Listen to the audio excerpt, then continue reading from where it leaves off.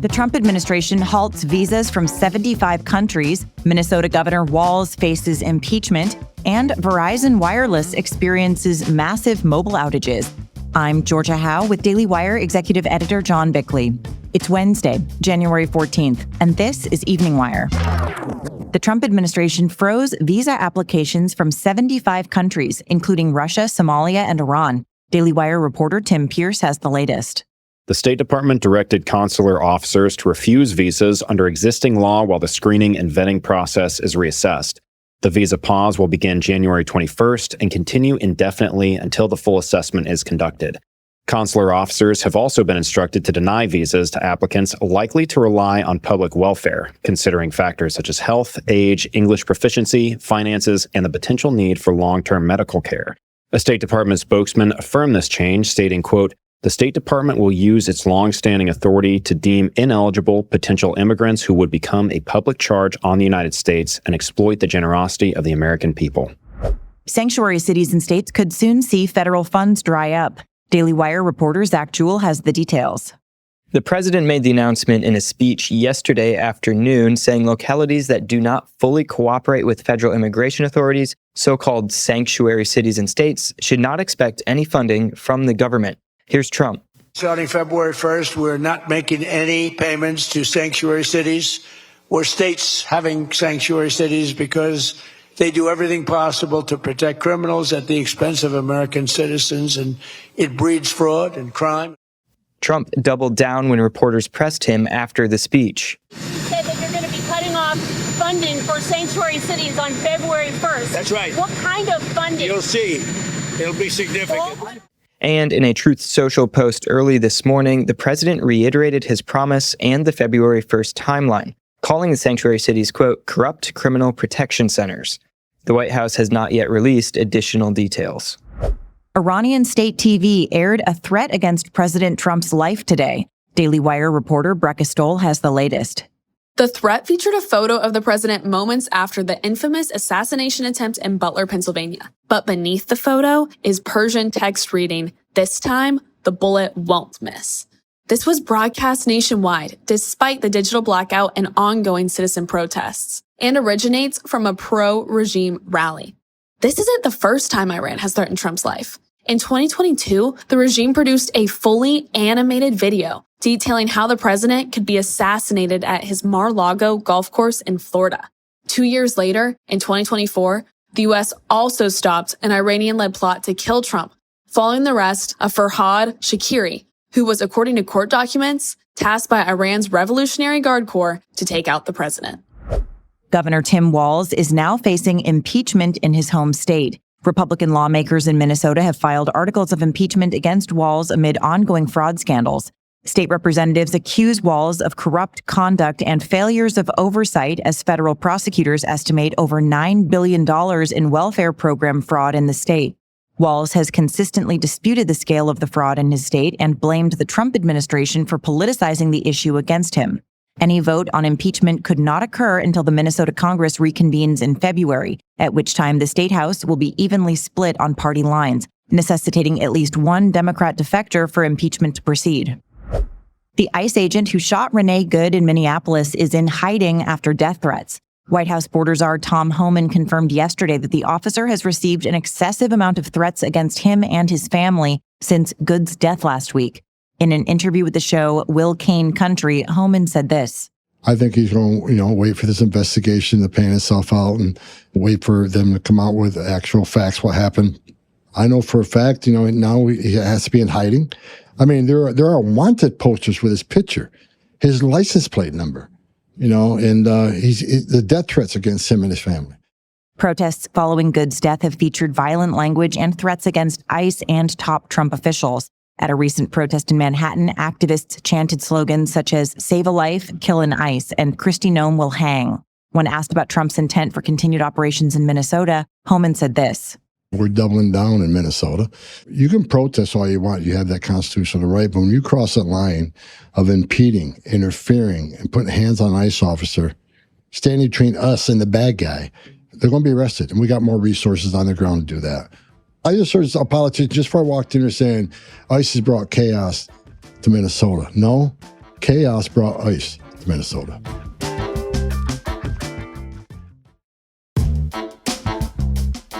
Another Minnesota woman attempted to block ICE vehicles with her car in Minneapolis today. Daily Wire reporter Lyndon Blake reports. Video showed agents breaking the glass on the passenger side in an attempt to remove her as she continued to step on the gas. Meanwhile, a crowd of about 70 to 80 protesters can be seen throwing rocks at ICE vehicles while wearing black hoodies and masks. Minnesota Attorney General Keith Ellison stated a couple of days ago that citizens are afraid to go outside. Entire districts have had to cancel school for tens of thousands of students to ensure safety and offer online education because of the students' and the parents' fear of coming into the school. And some retail stores, daycares, and restaurants have actually closed because people are afraid to go out and to do their shopping, whether they're immigrants or whether they are citizens of many generations. This surge has made us less safe. DHS Assistant Secretary Tricia McLaughlin responded in a statement accusing Ellison of, quote, prioritizing politics over public safety. The U.S. has begun to evacuate some personnel from the Al Udeid Air Base in Qatar as President Trump weighs military action against Iran. Here with more is Daily Wire Assistant Editor Nathan Gay. Personnel started to leave the base recently as tensions between Tehran and Washington continue to escalate. Trump has repeatedly warned the Iranian regime that killing protesters would be a red line and earn retribution from the U.S. Late last week, the Iranian government cut off internet access in the country and has since reportedly killed thousands of protesters. Tehran has said that any action by the U.S. would trigger attacks against U.S. and Israeli military assets in the region. The U.S. has a major presence at Al Udeid, which was previously targeted by Iran over the summer during the 12-day war. The New York Post published an eyewitness account from a young Iranian woman based in Tehran Tuesday, providing a harrowing but hopeful account of what's happening on the ground. Daily Wire reporter Amanda Prestigiacomo has the story. The unnamed woman wrote, quote, I have just heard the news of another death, the fifth in just a few days in my close circle. This time, she said, it was a close friend's cousin. He was at a protest with his wife and he saw a green light, presumably from a gun laser, that landed on her face. He thought only of protecting his wife, stood in front of her, and he was shot in the face and killed. Like so many of the dead, the regime is now charging families bullet fees before they will return the bodies. But even amidst the horror, she said, there is a belief that this time it's different. Everyone believes that this time the regime will come to an end. President Trump said this morning that Greenland is non-negotiable for U.S. security. Daily Wire senior editor Joel Needler has more. The president argued that Greenland is vital for his plans to build a Golden Dome missile defense system for the United States. He also said that NATO would benefit from the U.S. controlling Greenland to ensure Russia and China are kept at bay. Back in May, Trump explained the ambitious project. Once fully constructed, the Golden Dome will be capable of intercepting missiles, even if they are launched from other sides of the world and even if they are launched from space. And we will have the best system ever built. Vice President J.D. Vance and Secretary of State Marco Rubio will meet with foreign ministers from both Denmark and Greenland at the White House today to discuss efforts to acquire the large island territory. Greenland is a self-governing nation within the Kingdom of Denmark, with control over most domestic affairs, while the European nation has authority over foreign policy and defense. On Truth Social, Trump wrote that, quote, NATO should be leading the way for us to get it. Then, in all caps, if we don't, Russia or China will, and that is not going to happen. ICE recently arrested a Venezuelan illegal immigrant who allegedly took part in a brutal strangling murder. Daily Wire political reporter Cameron Arcand reports. The arrest comes as part of an investigation into a violent death that led to the victim being stuffed into a suitcase and buried in a remote part of New Mexico. The alleged Tren de Aragua gang member is one of 11 people indicted by the Justice Department in December for the case. He is one of 7 individuals facing charges for, quote, conspiracy to conduct racketeering activity, murder in aid of racketeering, and drug trafficking conspiracy. DHS said he crossed the southern border into the United States illegally in October 2023 during the Biden era, and he had a final order to exit the country in June 2024, just days before the murder occurred. Cell service provider Verizon Wireless suffered a nationwide outage today. Confirmed this morning, the tracking site Down Detector showed nearly 200,000 reports of outages prior to 12 p.m.